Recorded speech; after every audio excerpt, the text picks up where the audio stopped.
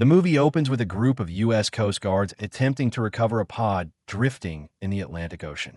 Their boats cut through the waves toward a sinking, semi-charred capsule. As they reach it, they pry open the hatch. Inside, they find an unconscious astronaut. The astronaut is Sam Walker, a NASA crew member from the International Space Station. She has crash-landed back on Earth after her mission went wrong, when her shuttle was struck by debris. Sam is immediately transported to a NASA medical facility and placed in quarantine for a full medical evaluation and refamiliarization with the planet. When she regains consciousness, the first thing she sees is a pen floating mid-air, as if gravity has abandoned her. But then doctors in hazmat suits rush in, and the pen drops. The doctors congratulate Sam on her first successful mission in space. Her scans show deep swelling in her hand, but no fracture. When they question her about what happened, Sam can't remember, only that something collided with her shuttle up there. They tell her she's lucky to be alive. Soon after, her husband Mark and their daughter Izzy visit, followed by her father, U.S. Army General William Harris. He informs her that the Pentagon is now joining NASA's investigation into the crash. During her descent, they detected strange electrical frequencies, and both NASA and the military want answers. For her safety and recovery, William tells Sam she'll be moved to a secure government-owned house nearby. Her family can visit, but she'll remain under observation. Sam waves goodbye to them through the glass as she's transferred to the new facility. The house sits at the edge of a dense forest. Dr. Auden, one of the doctors from NASA, greets her and gives her a tour. She mentions the property is mostly used to house diplomats these days, though it was originally government land for weapons testing back in the 1950s. Sam jokes that it sounds like a horror movie. While standing on the patio, Sam suddenly experiences a sharp ringing in her ears, followed by a brief, distorted flash of memory.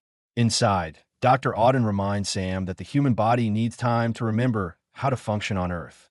She warns Sam to expect symptoms like nausea, dizziness, nosebleeds, fever, and even hallucinations. The doctors will visit every morning at 7:30 to monitor her condition. As Sam settles into the house, everything Dr. Auden predicted begins to unfold.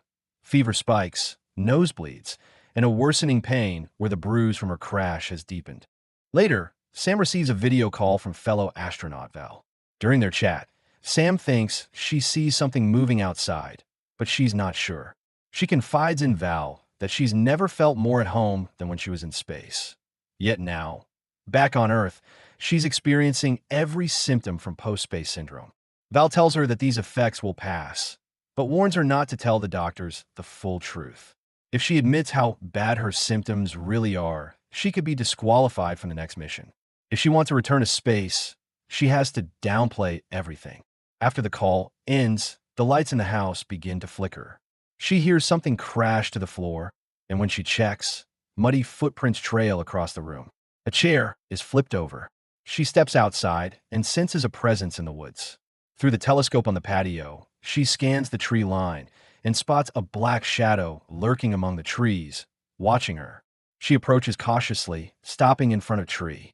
Suddenly, the ringing in her ears returns, accompanied by the same blinding flashback. The next morning, an alarm jolts Sam awake in her bedroom.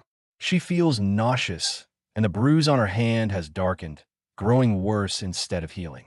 As she makes breakfast, an egg rises from the carton, hovering in the air as if drawn by her gaze. The doctors arrive soon after, running another round of tests and monitoring her closely. When they finish, Sam calls her husband, suggesting they take a family trip once she's cleared to leave.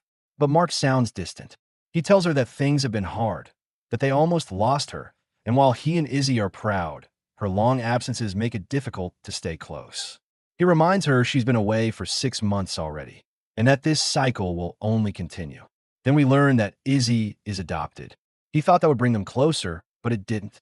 He and Izzy promised to visit her tomorrow. Later, while walking outside, Sam experiences another series of flashbacks. She notices small glints among the trees and realizes the entire property is wired with hidden cameras. She trips over a fallen log and blacks out. When she wakes, she's back in bed and bleeding from her head.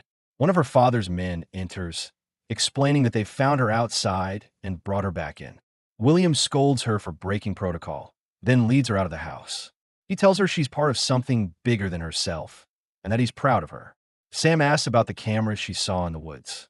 William admits he didn't expect her to wander that far from the property. He brings her to a hidden entrance that leads to an underground bunker beneath the house. Inside, he reveals that the house isn't just for diplomats. It's also a safe house for people who need temporary hiding. The walls are lined with defense systems, and every inch of the perimeter is covered by surveillance cameras. In the event of danger, the property can go into lockdown, sealing every door behind 3 layers of Kevlar and copper paneling. He reassures Sam that the cameras aren't meant to spy on her. They're there to keep her safe. Relieved, she thanks him, and they head back upstairs. But as they leave, 2 of the security monitors flicker, their images distorting. Something out there is interfering with the signal.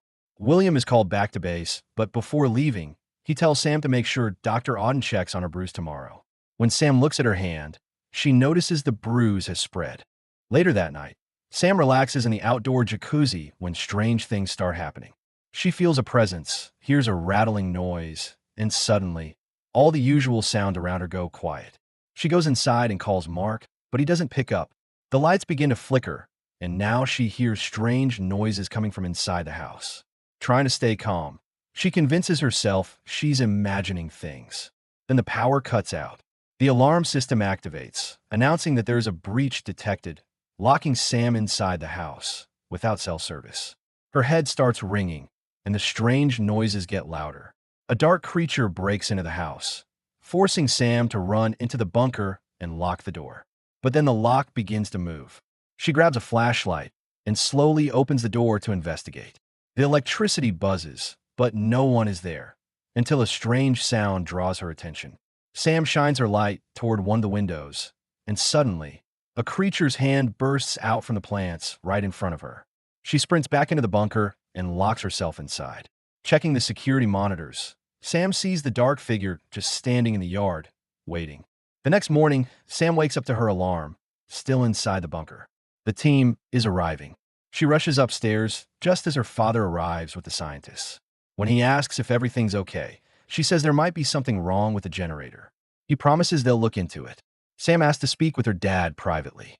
She tells him what actually happened, the power outage, the lockdown, and the thing she saw outside. He's skeptical, wondering why she didn't call, but she explains she had no signal. He promises to review the footage while she undergoes more medical tests. During the tests, Dr. Auden notices Sam's bruise again. It's spreading and looks unnatural. Later, Mark and Izzy arrive to visit. William takes Izzy to look at the stars through the telescope, giving Sam a moment alone with Mark. She tells him about the bruise, how it's been spreading across her body, and that she saw something not from this world. She reveals the true purpose of her mission, to oversee the transmission of a message intended for extraterrestrial life. They registered sound waves on the capsule receiver, right before they lost signal with her. Sam now believes that something detected the message and has followed her back to Earth. Mark tries to make sense of it, but before they can continue, Izzy interrupts them. William calls Sam over to the bunker to check the security footage. She points out the moment she saw the creature, but the footage is glitching and there's nothing visible. William tries to reassure her, saying maybe it was just stress or the power issues. He tells her to rest and to call him if anything else happens before leaving for the base. Sam runs a scan of the property and discovers there are 9 individuals inside the house. After that, Sam, Mark, and Izzy go outside for a walk in the woods. Suddenly, Izzy disappears. Sam and Mark panic, shouting her name. But a moment later, Izzy reappears, holding a dead cicada in her hand. Suddenly, a loud buzzing fills the air. The cicadas around them start screeching. The family runs toward the house, only to see a massive swarm of cicadas flying straight at them. They force them back inside the house. The massive cloud of cicadas covers the building, blacking out the windows, only to die in mass moments later. A cleanup crew arrives afterwards to remove the cicadas. The director insists it's probably just an environmental event, but Sam doesn't buy it. Later that day, Mark and Izzy leave. Before going, Mark tells Sam they'll come back later that night to check on her. As Sam walks back into the house, she starts to feel sharp pain in her foot. She looks down and sees blood seeping through her sock. When she removes it, The bruise is spread up her entire leg and a toenail falls off. She bandages it as best she can. Then Sam begins researching online. She finds reports of abnormal cicada behavior linked to geomagnetic disturbances, the kind that occur near UFO sightings. She even finds photos of people with unusual bruises and sightings of dark humanoid creatures. Soon after, more bruises appear across her back. That night, the power cuts out again. The strange noises return. Sam heads for the bunker and gets a call from Mark saying they're on their way back. But then the alarm goes off, indicating that a breach has been detected. She tells Mark something's in the house. Growling sounds echo through the halls. She rushes down the stairs toward the bunker, but slips and falls hard onto her back. When she reaches back to touch it, her hand comes away sticky. Her skin is covered in a strange placenta-like film. Her phone is cracked from the fall with no way to call for help. Sam gets inside the bunker and performs a scan on the property. There are two life forms inside the house. One is her in the bunker, the other upstairs. She switches to the security monitors and sees an alien-like creature is moving through the lower level. Just then the screens start turning off. She restarts the scan. Now 3 individuals are detected. Sam triggers the full lockdown sequence. Gas begins filling the rooms. She rushes into the kitchen and hides behind the counter. In the reflection, she sees the creature. Its skin glitters like crystal, and it has a tail, almost reptilian. A second creature enters the kitchen. Sam bolts, running through the hallway and locking herself in one of the rooms. Her hand is burning with pain. When she unwraps the bandage, she sees her skin has begun transforming, glowing faintly, the surface hardening like crystal. 2 of her fingers have fused together. The creatures start pounding on the door. Sam climbs into the air ducts and crawls through. Just then, Mark and Izzy return to the property. Mark tries to reach Sam by phone, but she doesn't answer. He tells Izzy to wait in the car while he runs toward the house. Inside, Sam is running up the stairs when one of the creatures grabs her by the leg and pulls her down. She manages to escape and runs outside, heading deep into the woods. Izzy steps out of the car and points to the glowing light coming from the forest. She and Mark follow it. Sam runs through the woods as Mark and Izzy search for her. Meanwhile, William arrives with his men. When he sees Mark and Izzy, he's not too happy that they're there and orders his soldiers to capture whatever is hiding in the forest. The men spread out with their weapons drawn. Sam stumbles and falls to the ground, coming face to face with one of the creatures. She expects to be attacked, but instead, the creature reaches out and touches her face. Sam looks at it closely, sensing something familiar. The creature communicates with her, and she realizes she can understand it. 2 more of the same kind appear.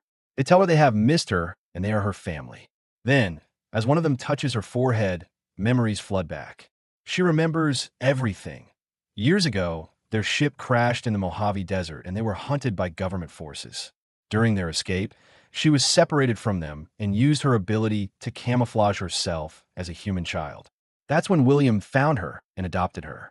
The creature reveals that while her transformation into a human was instant, the process of reversing it takes time. They have been searching for her ever since. Just then, Mark and Izzy arrive and see Sam with the creatures. Sam reassures them they are safe. But before she can explain further, William appears, gun raised. He confronts her, revealing that her entire mission had been a setup to lure in the remaining aliens from the crash so the government could capture them. Sam realizes he has known the truth all along and that he lied to her all those years.